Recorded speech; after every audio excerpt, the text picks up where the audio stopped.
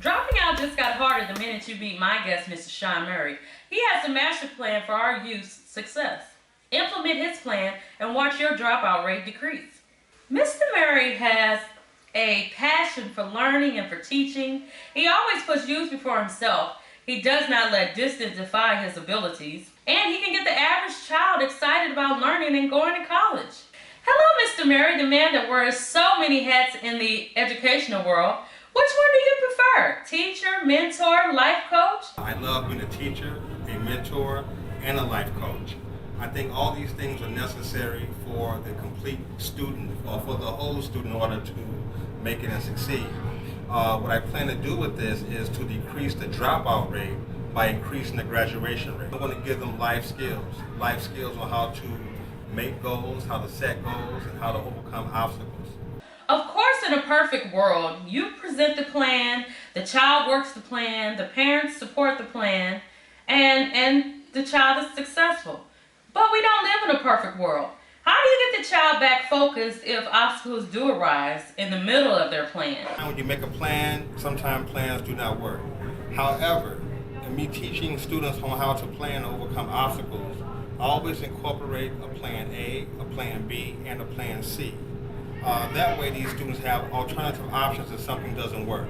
So by me working with these students, they're developing a course of action or a backup plan, and I myself has developed a backup plan in order to ensure that they achieve success. Of course, like you said, the world is a tricky place, things happen, but hey, it's all about preparation. You practice like you play, and that's exactly what we're doing. Mr. Murry, what does your plan exactly entail to keep your students focused and motivated towards their goals? Well, a logistical plan has to be in place, and I have that plan in place for my students. Normally what I do is I pair my students with another mentor other than myself who is in their field of endeavor. For example, if a person wants to become a lawyer, I have plenty of lawyers I can have my students connected with. That connection starts a rapport with that particular lawyer. The students then will probably shadow that particular lawyer and become a networking source, or the lawyer becomes a networking source for the student. I've done this in the past and has been very successful. I tell my students to write down their goals, to write down their plans and how they plan to achieve it. So yes, we have a systematic way of making sure that not only I, but students are held accountable for their own success. So I do recommend a dream journal, a journal of dreams. If the students do get off track, how do you get them back focused so that they don't lose sight of their vision? I have a surefire way to get them back on track. I simply break out and show them their dream journal, the journal in which they wrote down their dreams and their expectations. I remind them that life is full of ups and downs, that they don't have to be discouraged. It's okay to fall as long as you get up. And that's the only thing that matters. It's not about falling, it's about how many times you can get up and keep it moving. Testimony time! Shawn Murry, how successful has your plan really been? Past has been very successful. I have many successful students. I have students who have graduated from law school.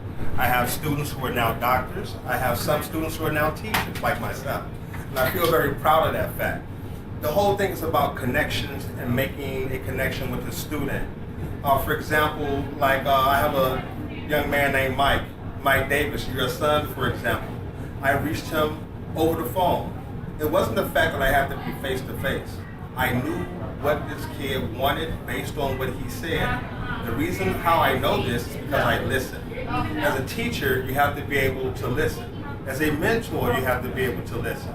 So I use my skills of listening, because listening is a skill, and I put together a plan for Mike. But the plan that I put together wasn't even an educational plan, it was a motivational plan. And this motivational plan can help anybody achieve what they want to achieve, as long as they follow those steps. The first step is to know what you want. The second step is to write it down. The third step is to make a plan on how you plan to achieve that particular goal. And then you have to follow that. It's all about making a plan and working your plan. Execution is the best solution. Mr. Murry, we would like to thank you so much for taking time out of your busy schedule to speak with us in efforts to reach more children across the nation in their quest for success. believe your, what I like to call master plan for our youth success is what it's going to take to get our youth back on track.